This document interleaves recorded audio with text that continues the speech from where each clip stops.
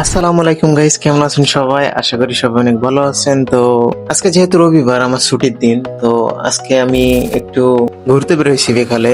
যেহেতু এখন বিকাল হয়ে গেছে, আসরে আজান, তো আমাদের সামনে মসজিদ, আমি নামাজ পড়তে যাচ্ছি। তো আমি নামাজ শেষ করলাম। এখন এখন আমি একটু সুপার মার্কেটে যাব, কিছু বাজার করব।